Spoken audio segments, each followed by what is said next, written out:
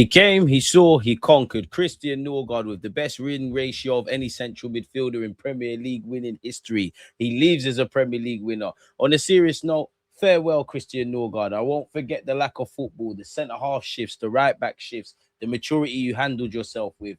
We've made a loss because would we not buy him for 10 million / 10.5 million? You would have seen just on the eve of us playing Girona, in which we defeated them 4-1. Max Dowman was good. Marley Salmon was good. Miles Lewis-Skelly was good. All the Hay-lenders, excluding the bait ones, matter of fact, did well. Good moments from Wanyeri. You want a bit more. Loved what I saw from Kai in his minutes. Nice to obviously see Jesus scoring.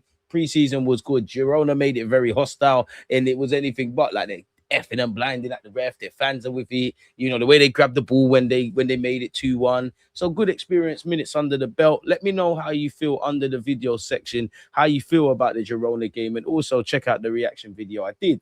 But on the eve of that game, it came out, Everton reached agreement in principle to sign Arsenal's Christian Norgaard in 7 million transfer. Now, with rumours, and we'll get into it because Sky Sports don't necessarily believe it, although all the other journalists do.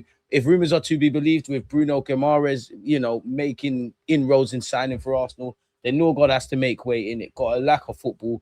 Only Mikel Arteta could tell you that, because I didn't expect to see too many starts in the season that we played. I did think he'd have more occasional starts in place or with a Rice or a Zubimendi, but definitely more appearances off the bench now. Whether that's he was unable to do what's demanded of him technically, we just thought we made a mistake, he's not good enough. The other players were better in terms of the tactics. I don't know, people, but for, you know, he's a Premier League winner. He joins a team that has Premier League stability in Everton. Big up them and David Moyes for putting in their work to make us win the Premier League. And he's going to get football. I did think maybe Brentford would have a sniff at him again, but 7 million quid, freeing up, I guess, anything from 30 all the way to maybe 60-odd thousand K a week in wages. We all saw Fabio Vieira, Reece Nelson, and Jesus out there. They probably need to go as well. For what it's worth, though, Everton have reached an agreement in principle to sign Christian Norgaard from Arsenal for a fee in the region of 7 million. Should the deal be formalised, the 32-year-old Danish midfielder would undergo a medical next week ahead of completing his move to the Hill Dickinson Stadium. Now, there was rumours he's carrying an indirect knock. He is out there in Spain. But is that one of them? He's carrying an injury where it's really we're not risking him because, again, it's come to us today that he's moving towards Everton. For it to come to David Ornstein, there's got to be significant progress between Arsenal and Everton. And it was nice to see, obviously, Calafiori trying to get, you know, Norgaard to lift that award, wherever the hell it is that I didn't even know that he was playing for a trophy that we won against Girona, people. He'd be their fourth midfield signing. Obviously, they've let Norgaard go. He did join us for 10 million plus a potential 2 million add-ons. He played 20 times for Mikel Arteta's side. Just 7 of those came in a Premier League title run, people. So there's 38 games. He played 7 games. Can't tell you if he played 90 minutes, so he just weren't there. And obviously, we did lose Marino for large parts of the season. Miles Lewis-Skelly took a while to get in midfield, still played more than him. Rice and Martin, Zubimendi were running to the ground. So we wish you the best of luck. Zolis looked good, if I haven't made that clear, against Girona. And big up Millier for his 3 saves. But yeah, farewell. And big up all the platforms, the End of Arsenal, the Talking Hybrid, the Dot Guy, the AFC stuff that, you know, make it easier for us to have these videos. Now, as I said, it depends where you read, because we're going to read a couple of things.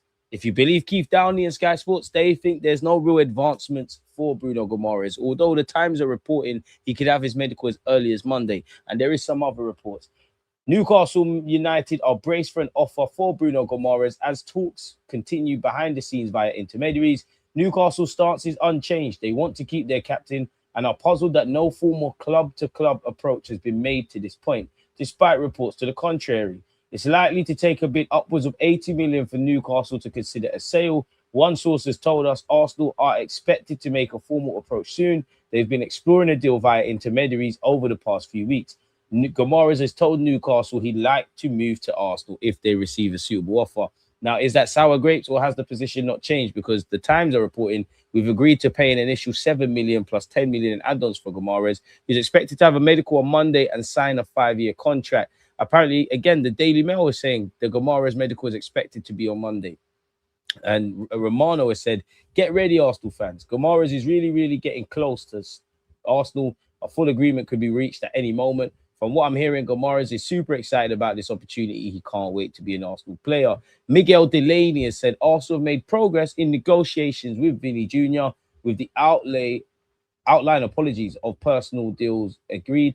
there's still a considerable way to go for any deal to happen. But the feeling from the top of Arsenal is that the situation is currently heading in a good direction. The preference of both Real Madrid and Vinicius is to stay at Real Madrid. So if that is their preference, we can't get Vini unless either Real Madrid or Vini say enough's enough in terms of negotiation. But there is currently a considerable distance in the stance on the new deal. The situation is said to now be entering the decisive period. It's possible his future is decided next week.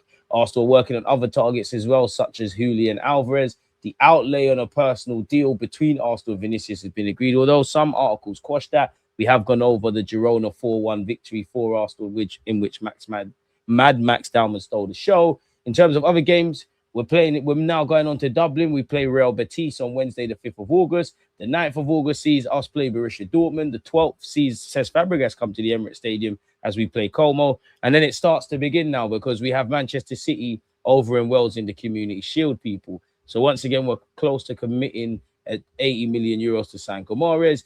Sasha Trevanelli has said Bruno Guimaraes to Arsenal is a done deal, 80 million fee contract for 5 years. And apparently Charles Watson said this situation regarding Vini Jr. is the talk of the training camp.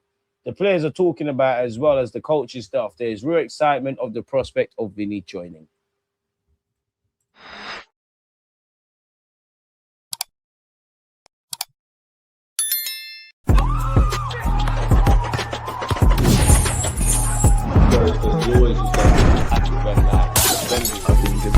Like